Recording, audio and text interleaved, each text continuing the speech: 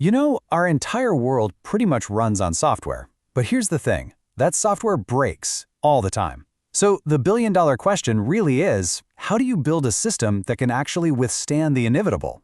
That's what we're going to dig into today, the quest for the truly unbreakable system.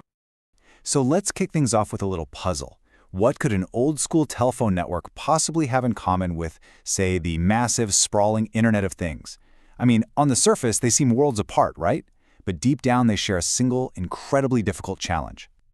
And the answer is, they both have to solve the seemingly impossible problem of just never failing. Think about it. Early telecom engineers had these insane requirements for systems that could run for years, handling millions of calls, and could never go down. Well, today, that exact same pressure is on for our gigantic world of smart devices. The solution, it turns out, required a completely different way of thinking about errors. And this quote from Joe Armstrong, the creator of the Erlang programming language, just nails it. Instead of trying to write code to predict and handle every single possible problem, he asked a really simple question. What if a component's only job was to do its task, and if it fails, just let something else clean up the mess? And that one simple idea, right there, became the absolute core of the Let It Crash philosophy. It was born directly from the intense demands of the telecom industry. And it's this powerful, kind of counterintuitive way to build robust systems, not by trying to avoid failure, but by embracing it as just a normal, expected part of life. Okay, so the fancy technical term for this is fault tolerance. The key thing to get here is that it's not about preventing failures, it's about containing them. You've probably heard the classic analogy, right? A ship with watertight compartments. If one compartment gets a leak, the doors slam shut, and the rest of the ship just keeps on floating. That's exactly the goal here. Make sure one little error can't sink the entire system. And this really gets to the heart of the whole philosophy. Let it crash sounds a little reckless, doesn't it? But it's not about being careless. It's about building small, isolated parts that can be safely and instantly restarted. If a little piece of your system gets into a state it can't handle, the safest thing it can possibly do is just crash and let a supervisor bring it back in a fresh, clean state.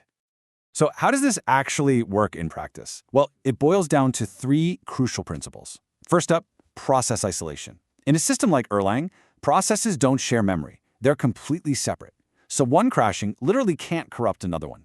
Second, you have supervisor processes. These are super simple processes, and their only job is to watch other worker processes. If a worker crashes, the supervisor just restarts it. Simple as that. It creates this amazing self-healing system. And finally, fail fast. It is so much better to crash immediately than to limp along in some broken state, potentially messing up a ton of data. Now, this whole philosophy is really tied up with another massive challenge, concurrency. Doing a whole bunch of things all at once. To build a system that feels responsive, you have to be able to handle thousands of simultaneous activities. And there are basically two major schools of thought on how to pull it off. So on one side, you've got Erlang's preemptive model. The easiest way to think about this is to imagine the system's scheduler as a really strict manager. It gives each task a tiny slice of time to do its work, and then it yanks it off and moves to the next one. This forces fairness and keeps the whole system feeling snappy. On the other side is the cooperative model you see in languages like Rust. This is more like a polite team meeting where each task runs until it voluntarily says, "Okay, I'm done for now, you can go." This gives the developer a ton more control and can seriously boost raw performance. But there's a risk. One badly behaved task can hog all the time and grind everyone else to a halt. Okay, let's pull back for a second. We've been down in the weeds with programming languages. What if we could build systems without even having to think about the servers underneath at all? Well, that is the big promise of serverless. So, serverless, it's kind of a funny name because, well, of course there are still servers. They're just not your problem anymore. In a serverless or function-as-a-service model, you just write these small little chunks of code, functions, that run whenever something happens. The cloud provider, they handle everything else. The provisioning, the managing, the scaling, all of it. But here is the real game changer, the money. Serverless offers a true pay-as-you-go experience. You are not paying for servers to just sit there, idle. You are paying only for the literal milliseconds that your code is actually running. It just adds another layer of abstraction between you and the bare metal. But yeah, there's always a catch, isn't there? As this article points out, when your entire application is split into hundreds of these tiny little functions, how on earth do you test them all together? Integration becomes so much more complex when your system is broken into a million independent pieces. So, We've talked about handling errors and managing a ton of things at once, but what about the biggest, trickiest problem of them all? Trust. Our next approach, blockchain, tackles this head-on, building systems that can agree on the truth without needing a central boss. See, most systems we use today, they rely on a central server to be the one source of truth. But that creates a huge vulnerability. It's a massive target on its back. If that one server goes down or gets hacked, the whole system just collapses. For a huge IoT network with billions of devices, that kind of single point of failure it's an unacceptable risk. And this is exactly where a decentralized framework just flips the script. Let's actually walk through this diagram here, because it really helps. Down at the very bottom, you have the IoT devices, right? That's where the data is born. That data moves up to the blockchain layer, which is really the heart of the whole thing. This layer has the distributed ledger. That's the shared, unchangeable database. It's got smart contracts to automatically enforce the rules, and a consensus mechanism to make sure everyone agrees on what's true, all without a central server. Trust is literally built right into the architecture itself.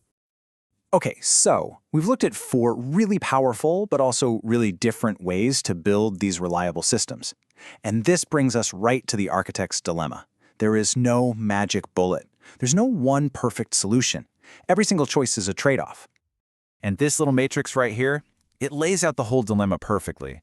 If you go with Erlang, you get this amazing automatic fault tolerance, but you might give up a little bit of raw top-end performance. Go with Rust for that blazing speed, but now you are responsible for managing all the concurrency stuff yourself. Serverless gives you the ultimate convenience, but you lose some control and you risk getting locked into one cloud provider. And blockchain, it delivers that incredible decentralized trust, but often at the cost of scalability and speed. So at the end of the day, there's no silver bullet here. There's no single best answer. The right choice depends entirely on the problem you are trying to solve. As our digital world gets more and more complex, the real skill isn't mastering just one solution, it's understanding the entire landscape of these trade-offs. So I'll leave you with this question.